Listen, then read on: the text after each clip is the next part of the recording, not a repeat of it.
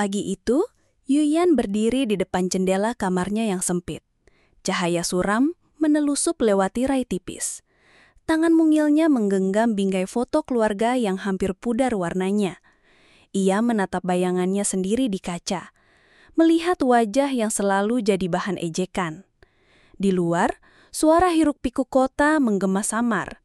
Di dalam hati, Yuyan merasa seperti tak pernah benar-benar hidup.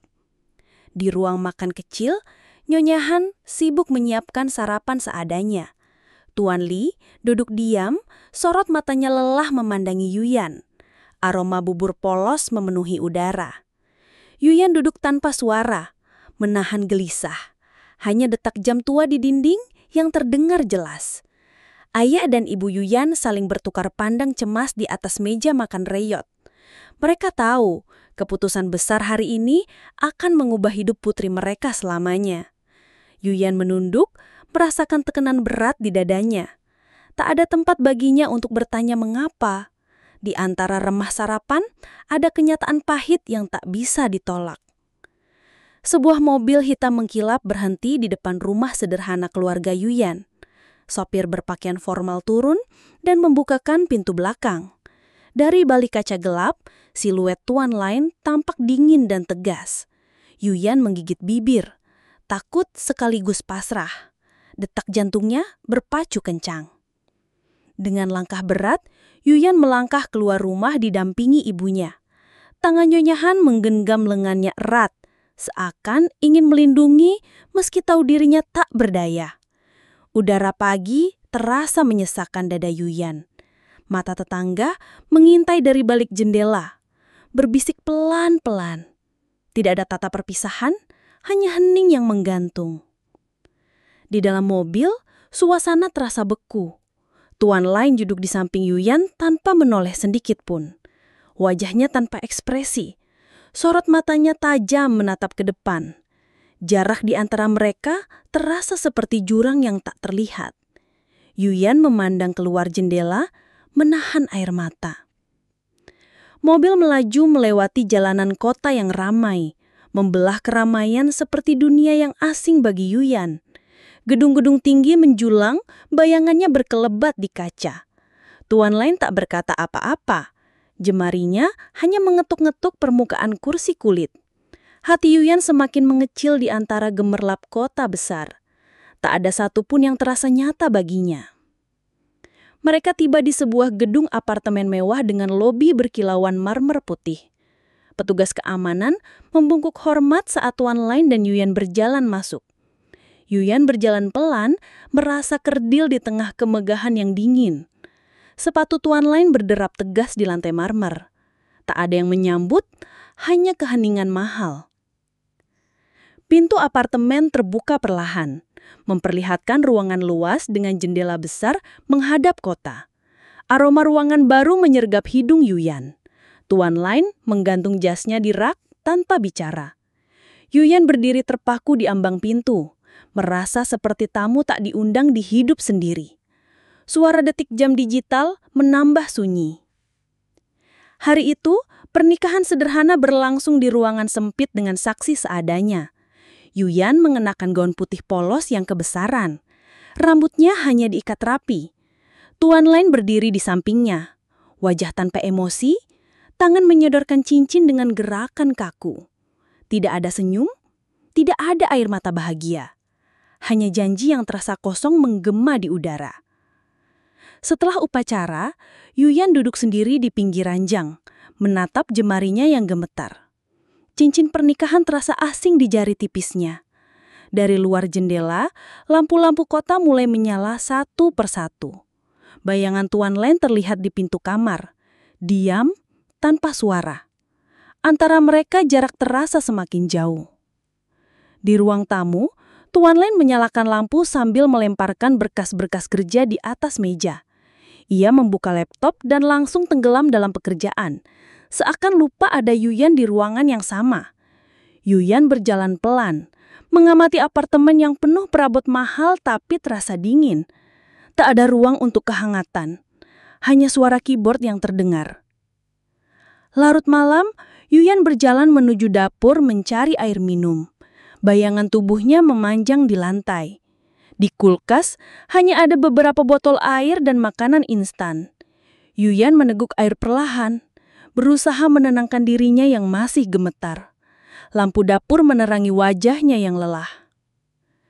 Yuyan berdiri lama di balkon, menatap cahaya lampu jalan di kejauhan. Angin malam menyentuh pipinya yang dingin.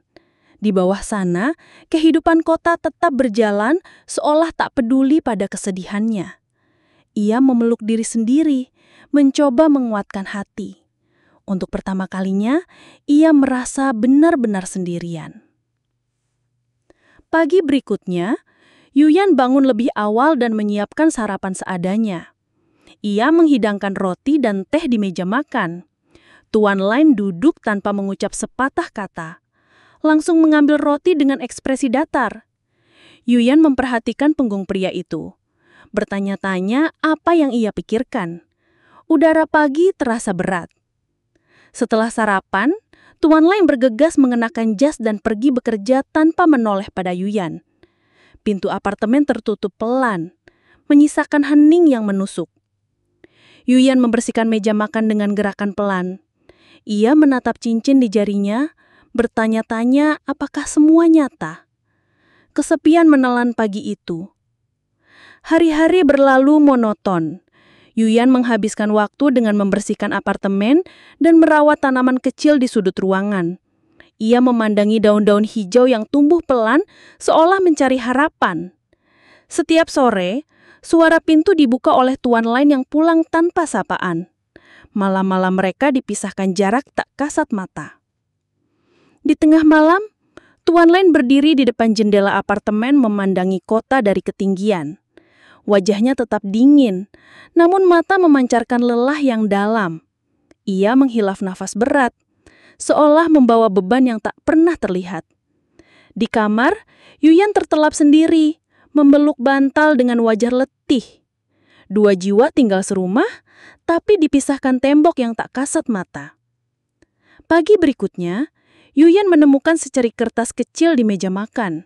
Hanya ada satu kalimat singkat dari Tuan Lain. Jangan menunggu saya malam ini. Yuyan menatap tulisan itu lama, berusaha membaca makna di balik dinginnya kata-kata. Hatinya semakin rapuh, namun ia bertekad bertahan. Di dalam luka, ia mencoba menggenggam harapan kecil untuk masa depan. Pagi itu, Yuyan bangun dengan kepala berat, mata sembab bekas tangisan semalam. Di luar, langit mendung menambah suasana suram. Ia melihat cermin dan menemukan bayangan dirinya yang rapuh. Suara pintu kamar terdengar pelan. Tuan Lain sudah bersiap dengan jas hitam, tatapannya tetap dingin. Di meja makan, suasana makin kaku dari biasanya. Tuan Lain menatap jam tangan mewah di pergelangan kirinya, seolah tak sabar ingin pergi. Yuyan menyuguhkan sarapan tanpa suara. Mata mereka bertemu sesaat, lalu kembali menunduk. Waktu terasa lambat di antara keheningan. Di kantor, Melin menerima kabar tentang proyek besar yang gagal akibat kesalahan teknis. Suasana ruang kerja menjadi tegang. Para staf mondar-mandir penuh kecemasan. Tuan Lain memanggil Melin ke ruangannya, matanya menyorot tajam. Sebuah percikan konflik mulai membara. Sementara itu, Yuyan mencoba mengisi waktu dengan membaca buku tua di apartemen. Ia tersentak saat menemukan surat misterius tersembunyi di sela helaian. Tulisan tangan itu tampak tua dan penuh beban. Surat itu ditujukan pada Tuan Lain dari seseorang bernama Ling. Yuyan merasa ada rahasia besar yang selama ini disembunyikan. Sore hari, Tuan Lain pulang dengan langkah berat. Wajahnya lebih muram dari biasanya. Jasnya basah oleh gerimis di luar. Ia masuk ke kamar kerja dan mengunci pintu. Yuyan hanya bisa mengintip dari celah pintu, mendengar suara isak tertahan. Untuk pertama kalinya, Tuan Lain terlihat rapuh. Yuyan berdiri lama di depan pintu kamar kerja, ragu untuk mengetuk. Ia ingin bertanya, tapi ketakutan membungkam bibirnya. Akhirnya, ia meninggalkan secangkir teh hangat di depan pintu. Di dalam, Tuan Lain hanya memandangi teh itu tanpa menyentuhnya. Malam berlalu dalam sunyi. Pagi itu, Meilin datang ke apartemen membawa dokumen penting. Ia melihat Yuyan di ruang tamu dan menyapanya dengan senyum tipis. Tatapan Meilin menelisik, seperti mencoba membaca luka di balik wajah Yuyan. Suasana menjadi tegang, penuh kecanggungan yang tak bisa diurai.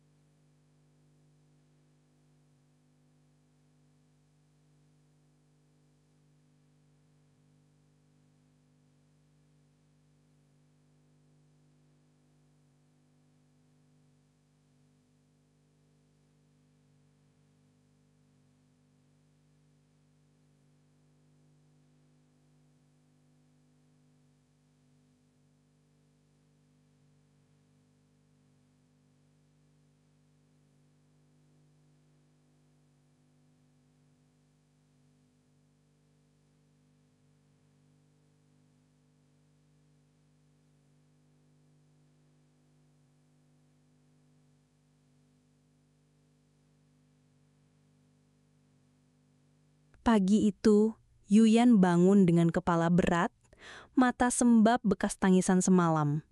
Di luar, langit mendung menambah suasana suram. Ia melihat cermin dan menemukan bayangan dirinya yang rapuh. Suara pintu kamar terdengar pelan. Tuan lain sudah bersiap dengan jas hitam, tatapannya tetap dingin. Di meja makan, suasana makin kaku dari biasanya. Tuan lain menatap jam tangan mewah di pergelangan kirinya, seolah tak sabar ingin pergi. Yuyan menyuguhkan sarapan tanpa suara. Mata mereka bertemu sesaat, lalu kembali menunduk. Waktu terasa lambat di antara keheningan. Di kantor, Meilin menerima kabar tentang proyek besar yang gagal akibat kesalahan teknis. Suasana ruang kerja menjadi tegang. Para staf mondar-mandir penuh kecemasan. Tuan lain memanggil Meilin ke ruangannya, matanya menyorot tajam. Sebuah percikan konflik mulai membara. Sementara itu, Yuyan mencoba mengisi waktu dengan membaca buku tua di apartemen. Ia tersentak saat menemukan surat misterius tersembunyi di selah layan. Tulisan tangan itu tampak tua dan penuh beban. Surat itu ditujukan pada tuan lain dari seseorang bernama Ling. Yuyan merasa ada rahasia besar yang selama ini disembunyikan. Sore hari, tuan lain pulang dengan langkah berat. Wajahnya lebih muram dari biasanya. Jasnya basah oleh gerimis di luar. Ia masuk ke kamar kerja dan mengunci pintu. Yuyan hanya bisa mengintip dari celah pintu, mendengar suara isak tertahan. Untuk pertama kalinya, tuan lain terlihat rapuh. Yuyan berdiri lama di depan pintu kamar kerja, ragu untuk mengetuk. Ia ingin bertanya, tapi ketakutan membungkam bibirnya. Akhirnya, ia meninggalkan secangkir teh hangat di depan pintu. Di dalam, tuan lain hanya memandangi teh itu tanpa menyentuhnya. Malam berlalu dalam sunyi. Pagi itu, Meilin datang ke apartemen membawa dokumen penting. Ia melihat Yuyan di ruang tamu dan menyapanya dengan senyum tipis. Tatapan Meilin menelisik, seperti mencoba membaca luka di balik wajah Yuyan. Suasana menjadi tegang, penuh kecanggungan yang tak bisa diurai.